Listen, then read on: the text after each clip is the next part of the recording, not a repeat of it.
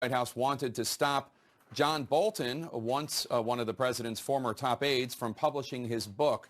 Explosive bombshells in it, major new claims about President Trump coming from one of his closest aides for nearly 18 months.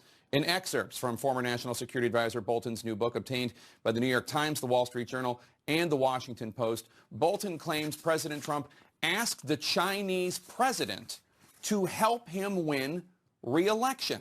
Writing this about President Trump during a meeting last June, quote, he then stunningly turned the conversation to the coming U.S. presidential election, alluding to China's economic capability to affect the ongoing campaigns, pleading with Chinese President Xi to ensure that he, Trump, would win.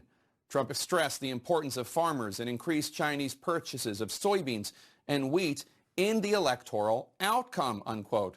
And Bolton claims that President Trump went even further to try to win over leaders such as President Xi. According to the New York Times, quote, Mr. Bolton described several episodes where the president expressed willingness to halt criminal investigations, to, in effect, give personal favors to dictators he liked, citing cases involving major firms in China and Turkey. Quote, the pattern looked like obstruction of justice as a way of life, which we couldn't accept, Mr. Bolton writes, adding that he reported his concerns to Attorney General William Barr. And as for why President Trump would make these decisions, Bolton writes, quote, I am hard-pressed to identify any significant Trump decision during my White House tenure that wasn't driven by re-election calculations. CNN's Vivian Salama and Dana Bash join me now to discuss. And Dana, Bolton makes a lot of claims in these new excerpts, but I want to start with this idea of President Trump asking China to get involved in the 2020 election. This is an immediate flashback to Russia, if you're listening, or the entire Ukraine scandal. That's right, and that is why the former National Security Advisor in this book and also in an op-ed that he writes is making very clear that he believes that House Democrats conducted their probe in too narrow of a way, that they should have gone beyond Ukraine because this is a pattern, that they could have proved the pattern.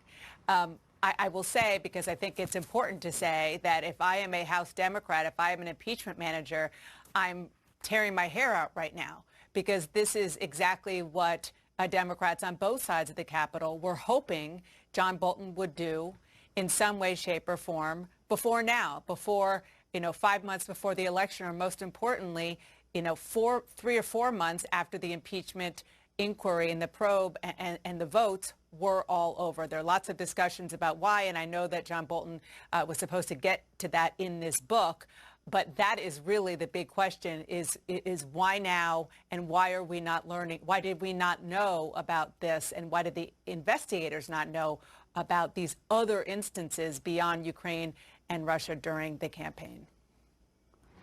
Of course, we should note that Bolton did offer to testify before the Senate, and the Senate voted against it, except for Mitt Romney and Susan Collins, every Republican voting against any new evidence. Vivian, this is an issue that was also at the heart of the impeachment inquiry.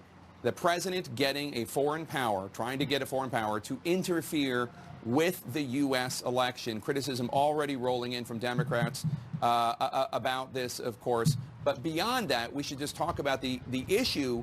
It's unprecedented for a U.S. president to ask rivals, foreign countries, for help in his own reelection.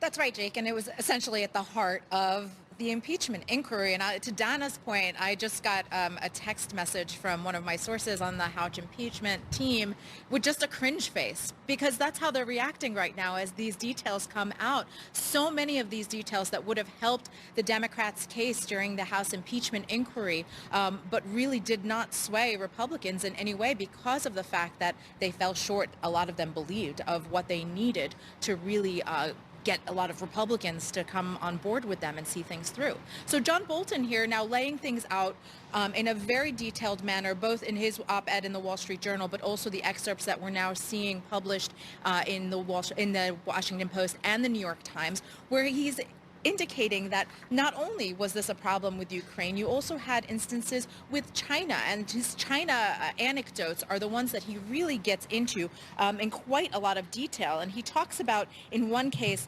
one of the highlights in his Wall Street Journal op-ed, I don't know if you have this this pullout, but it says one highlight came when she said that he wanted to work with Trump for 6 more years, and Trump replied, people were saying that the 2-term constitutional limit on presidents should be repealed for him. She said the U.S. had too many elections because he didn't want to switch away from Trump, who nodded approvingly.